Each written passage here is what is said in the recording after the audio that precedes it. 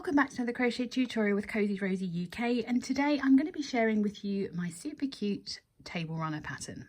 Now this table runner can be customized to fit any size rectangular table that you want. You can even use it to create a blanket pattern if you so wish as well. It does require a little bit of maths, but I'm going to take you through each step on how to calculate your own starting chain to get the perfect fit for your table. Now before we get started, don't forget to hit that subscribe button and of course the notification bell so you never miss out another one of my crochet patterns or tutorials again.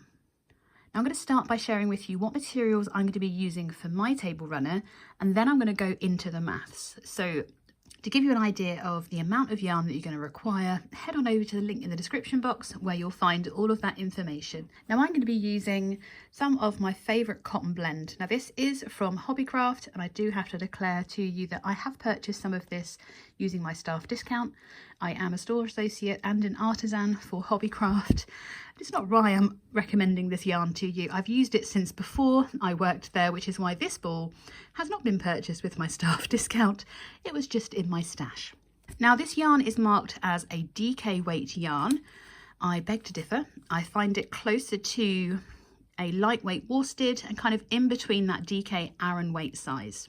It is a blend of cotton and acrylic at a 50-50 mix, which gives it a really soft but durable feel. The recommended hook size is a 5mm, and I've never seen a DK have a 5mm hook recommended before, which is why I kind of declare it that it is an Aran weight. Now I'm using 3 different colours today. So as you can see, I have the hot pink, the white, and whatever this one is called. Oh, lilac. We could have guessed that.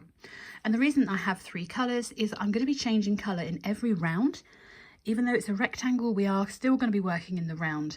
So it really makes the stitch patterns really stand out from one another. I am going to be using the recommended hook size, which is a 5mm crochet hook. You're going to need a darning needle and some scissors because we are changing colour in every round.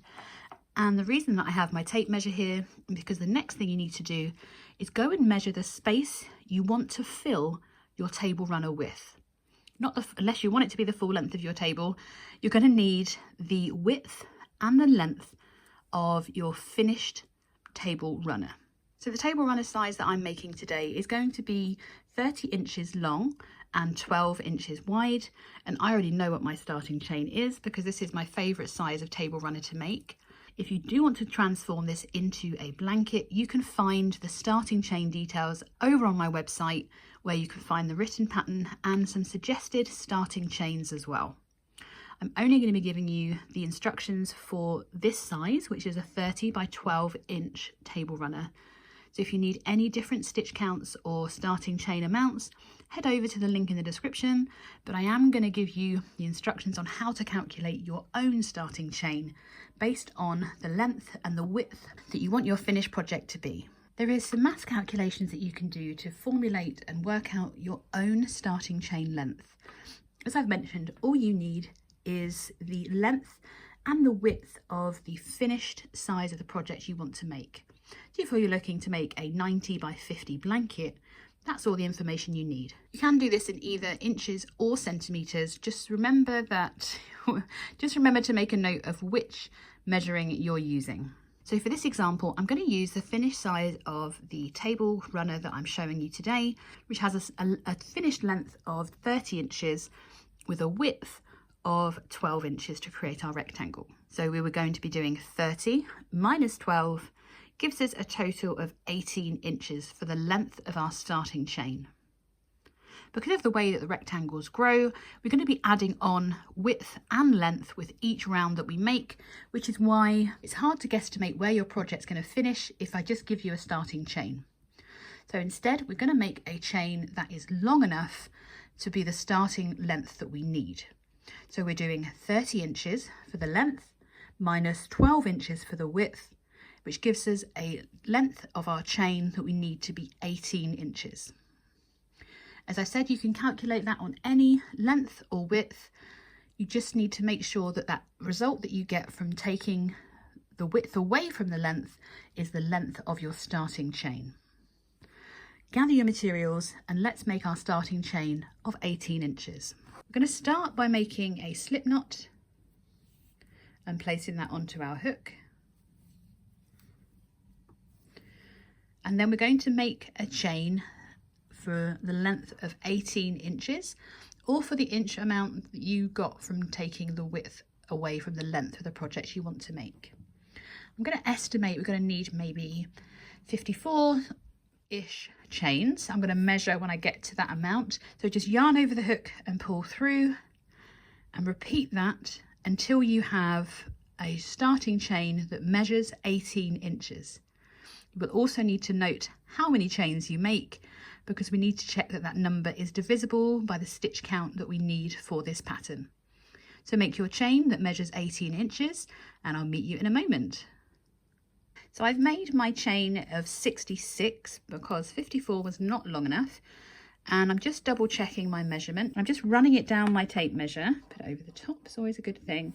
Starting with the tape measure right at the top of that last chain and pulling it down. And you can see that it gets to about 17 inches with a very gentle pull. You can see that it's just hitting 18 inches. We don't want it going over there almost naturally, because as we work into our chains, they do become a bit bigger. So I have done a starting chain of 66. Now you may notice that 54 and 66 are both divisible by 3. Because we are using stitches in this pattern that are a multiple of 3, your starting chain needs to be divisible by 3. Once we have our starting chain measuring, in our case 18 inches, or whatever your calculations worked out to be, and we know that our starting chain is divisible by 3, what we need to do is to work the first part of our first stitch cluster. So we need to work 4 extra chains.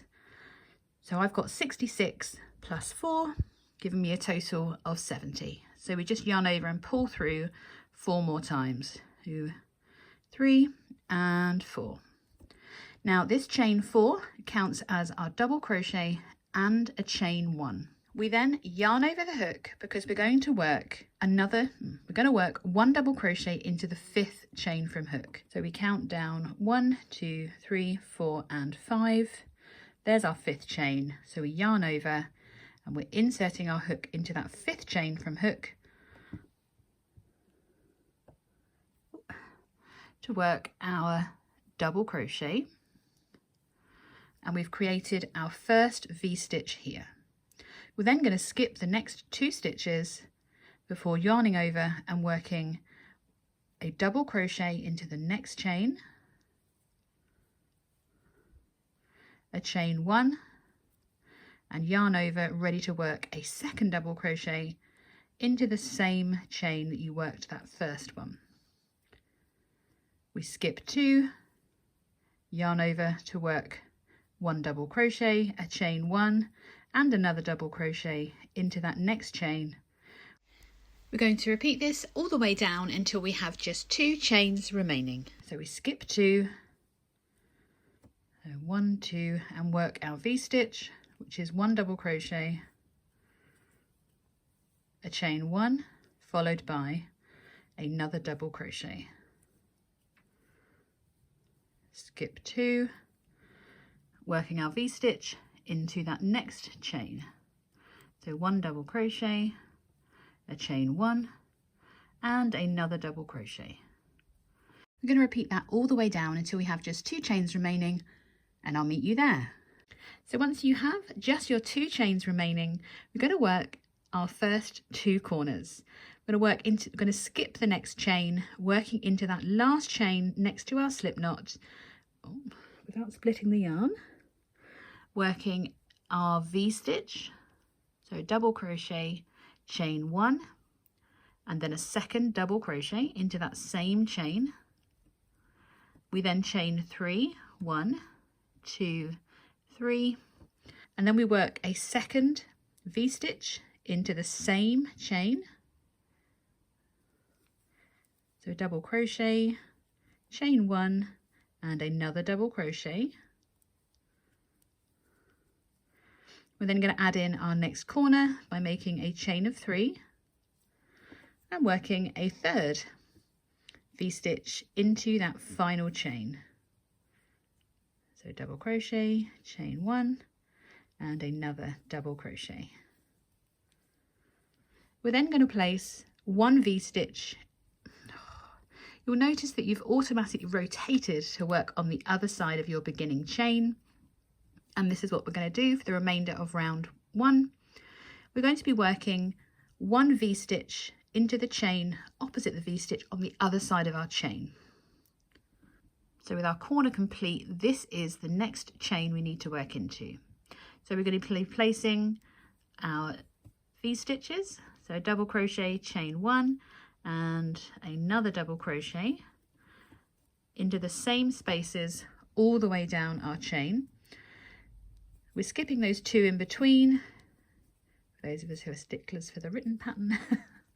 So working one V-stitch, skip 2 chains and working another V-stitch into that next chain where the V-stitch was worked in the previous part of the pattern. Get that end out of the way, it becomes a little bit more apparent.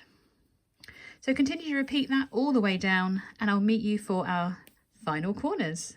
So once we have worked all the way down, placing those V-stitches, simply need to work the last 2 corners into the same as our beginning chain.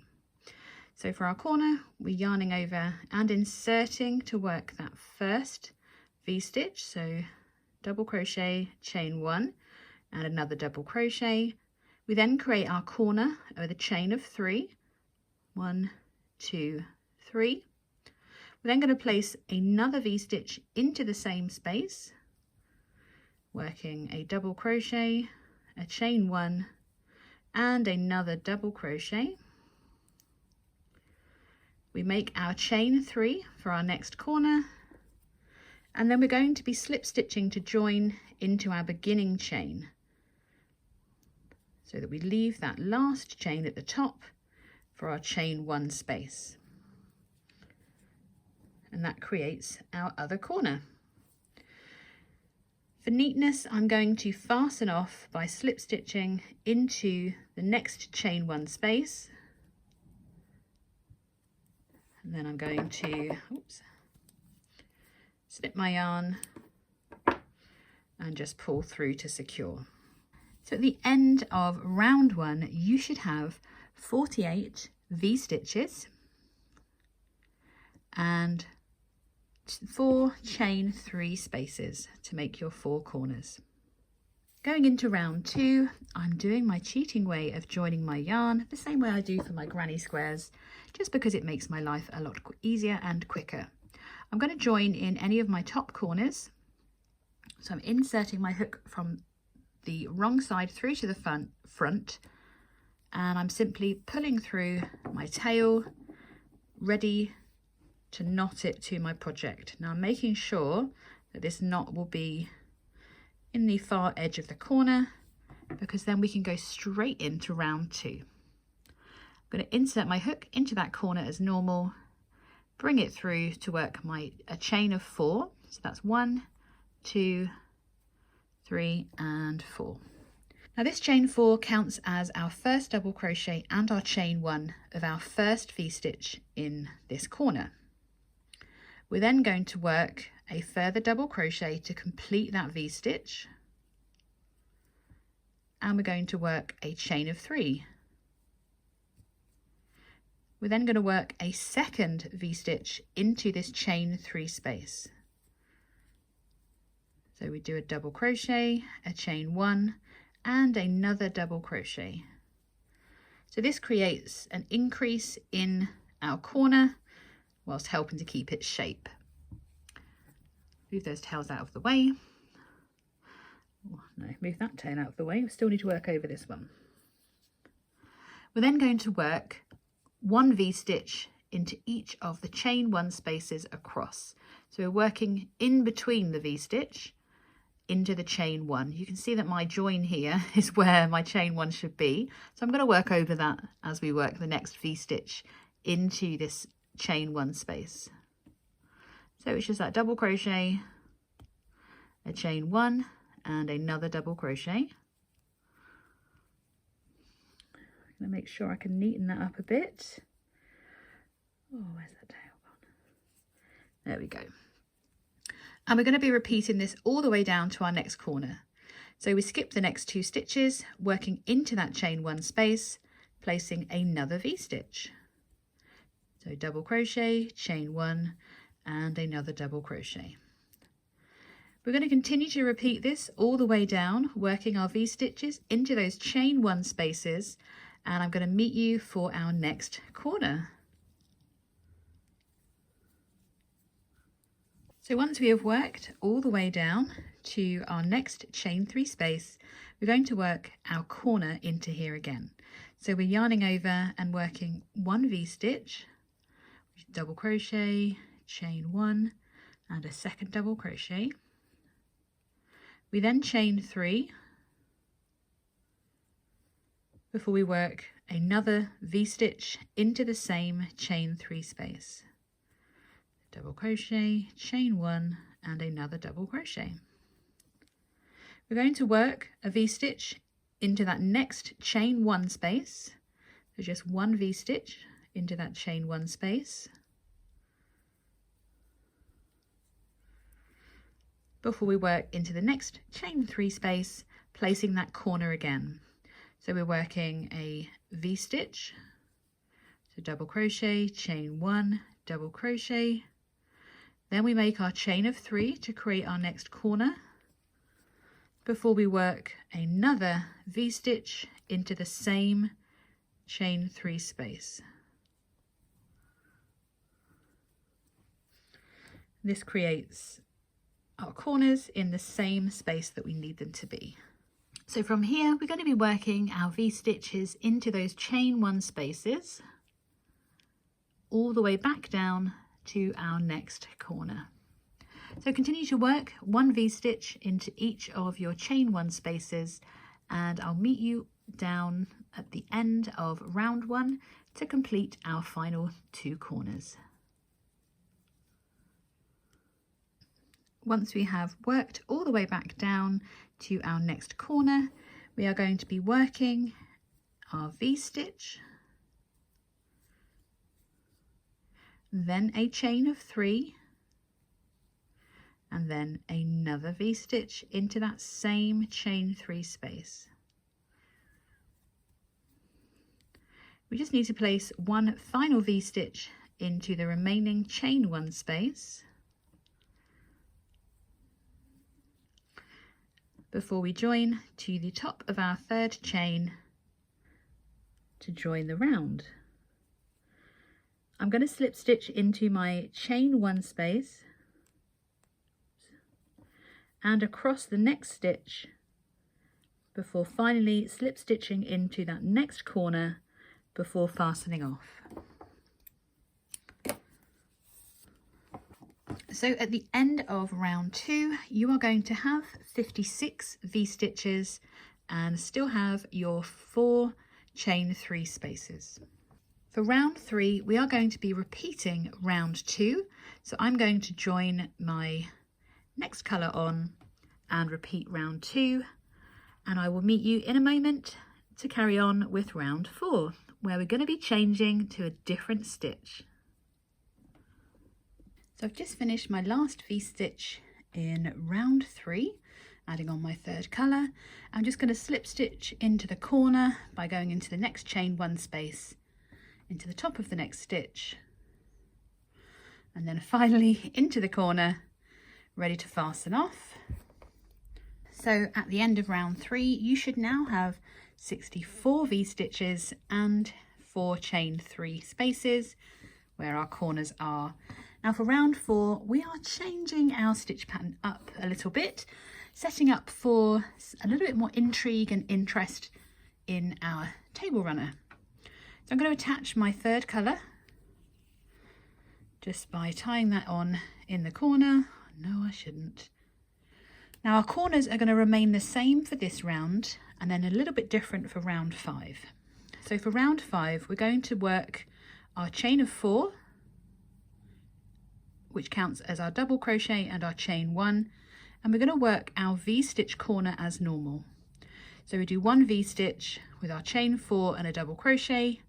We then chain 3, work a further V-stitch into the same chain 3 space.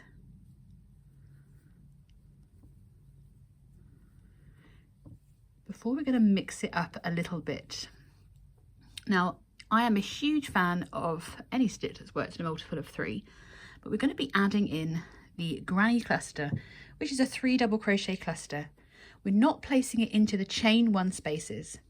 We're going to skip over this chain 1 space and work in between the V-stitches. So we're going to skip the next V-stitch and work in between the V-stitches instead. So we're skipping 1 stitch, 1 chain, 1 stitch to make the V-stitch and working into the space in between that stitch and the other one. So we yarn over the hook, skipping the first V-stitch and inserting our hook into the space between the V-stitches, working 3 double crochets. And that's 1, 2, and 3. We're going to skip the next V-stitch and insert our hook in between the next 2 to work the next 3 double crochet cluster, most commonly known as a granny stitch. I'm going to repeat this all the way down to our next corner, and I'm going to meet you down there. Continue working 1 3 double crochet cluster in between each of the V-stitches, and I'll meet you to work our first corner. So once we've worked all the way down to our next chain 3 space, we're skipping that last V-stitch, and then in the corner we're working our V-stitch corner. So a double crochet, chain 1, a further double crochet, we make our chain of 3, then we make another V-stitch, so double crochet, chain 1 and a double crochet. We're then going to work a 3 double crochet cluster or a granny stitch in between each of these V-stitches. So we skip over the next V-stitch and work in between the 2 V-stitches to place our 3 double crochet cluster. That's 3. Skip the next V-stitch and work in between those 2 V-stitches, working 3 double crochets. And repeat this all the way across to our next corner, or chain 3 space should I say. 1 more to work.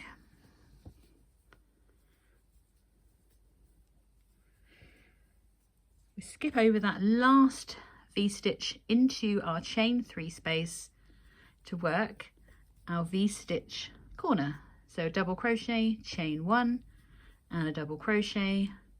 We do our chain of 3 to keep our corner, and then we can work our next V-stitch into the same chain 3 space.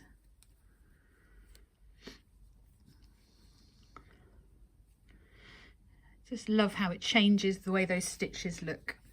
So we're going to continue to work down in between each of these V-stitches. So we skip that first one, go in between the first and the second V-stitch, working our 3 double crochet clusters all the way down to our next chain 3 space.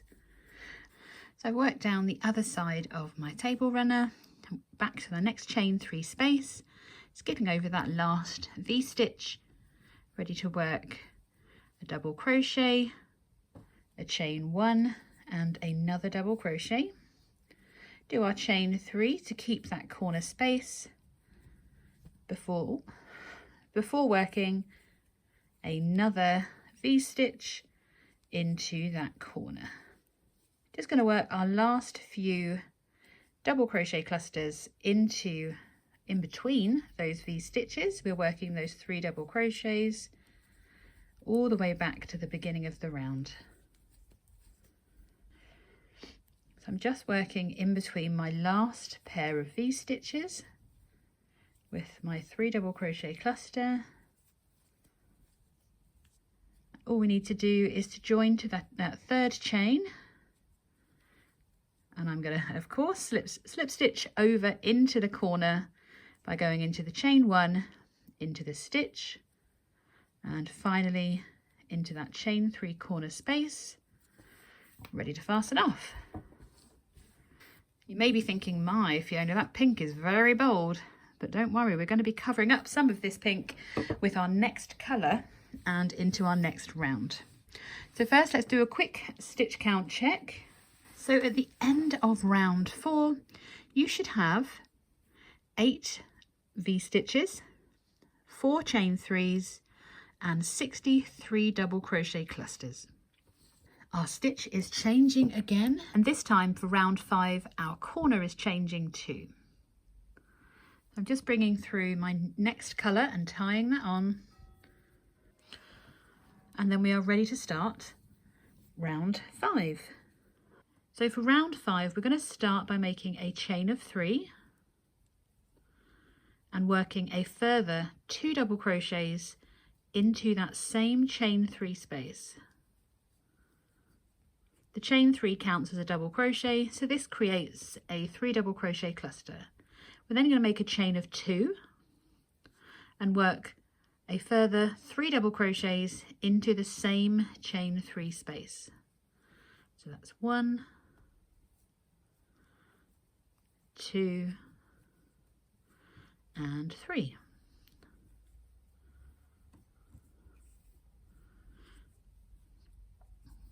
Move those ends out of the way, and we're going to skip straight over this first V-stitch, and we're working into the space between the 3 double crochet cluster and the V-stitch.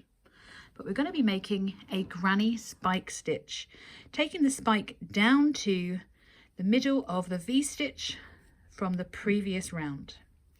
So we start by yarning over the hook, we're skipping over this V-stitch and inserting into the space between the clusters, yarning over to bring a loop up, pull through 2 and pull through 2.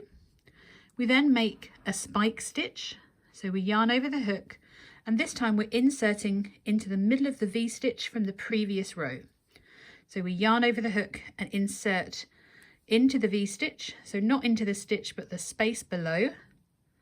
We yarn over and loosely bring up a loop to the height of your project, yarn over, pull through the first 2 loops, yarn over and pull through the last 2.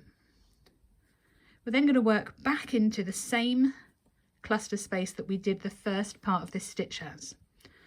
So you can see that it's brought that row up. It won't be quite so severe when we're not working on it, and we're going back into the space above the spike stitch. So we've yarned over and then we're inserting our hook between those 2 rows again to complete the third part of our granny spike stitch. And it's just going to break up that bright pink colour in my case. We're going to repeat this all the way across, so I'll do the next few with us, do the next few with you. We're skipping over the 3 double crochet cluster and going into the space between. We yarn over and insert to work the first double crochet, and then we're going to work a spike into the V-stitch 1 row below. So we yarn over, insert our hook into the V-stitch, yarn over, bring a loop up, yarn over, pull through 2, pull through 2. We're then going to work back into the space that we originally worked into to work our final double crochet to complete our stitch. That was my dog snoring, just point that out. And you can see that it's going to give us a little bit more texture, a little bit more intrigue, and it covers up some of the bolder colour that I've selected, and I just love how it looks. As I said, we're repeating this the whole way down to our corner. So we skip over the next cluster, insert our hook to work our first double crochet. We're then inserting our hook into the V-stitch, 1 row below, bring your hook up, pull through 2 and pull through 2, and then work back into the original space between the clusters where you worked your first double crochet. We're going to repeat this all the way down, and I'm going to meet you for our first corner in a few short moments.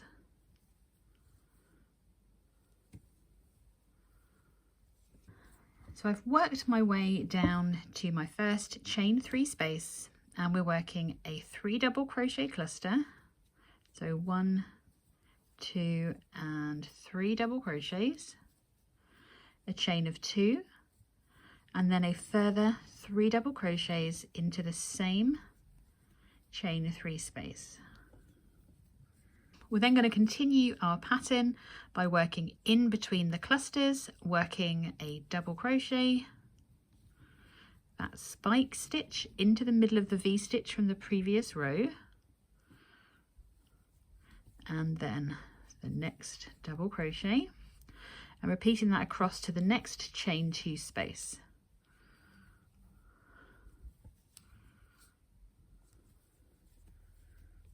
Once we've worked across to our next chain 3 space, we simply place a further 3 double crochet cluster, do our chain of 2, and then another 3 double crochet cluster, ready to work down the other side of our table runner. We're going to repeat what we did on the other side, which is working that double crochet. So we skip over that first V-stitch, we work in between the V-stitch and the 3 double crochet cluster, working a double crochet, your spike stitch, and then a further double crochet into each cluster space across. So continue to repeat that all the way down the other side of your project, and I'll meet you for our final corner. So I've just worked my final spike stitch, and I'm working my 3 double crochet cluster into that chain 3 space, followed by a chain of 2 and a further 3 double crochet cluster, and all that's left to do is to work my spike stitches in between the last few cluster stitches before joining and fastening off. If you are finding, as I work across here, I'm going to share with you, my pattern is starting to ripple, please don't be concerned. The next round will correct any rippling that you have, and it's probably a result of the thicker stitches going into your chain 1 spaces. Just working my final 3, just working my final spike stitch, cluster or granny spike, ready to slip stitch to the top of this chain 3 this time, and I'm going to slip stitch across the next 2 stitches before reaching the corner and fastening off. So just to show you that my pattern is rippled ever so slightly, however I can make it flat, which is why there is no need to be concerned. We're finished with those 2.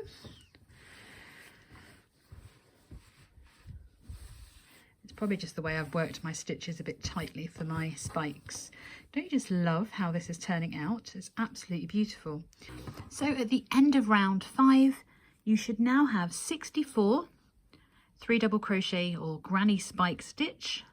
You should have 8 3 double crochet clusters and 4 chain 2 spaces. We're going to go straight into round 6. Once again, I'm just joining in this corner. Just going to secure that with a knot if I can. Apparently I can't. There we go. And we're going back to the equivalent of round 2 again. So we're going to start by making our V-stitch corner. So we make our chain of 4, 2, 3 and 4. Then we make a further double crochet into the same chain 2 space. We make our chain of 3 before working a further V-stitch into that same corner space. So double crochet, chain 1 and a double crochet. To work down the sides of these projects, we're going to be working into the top of the middle stitch of these 3 double crochet clusters.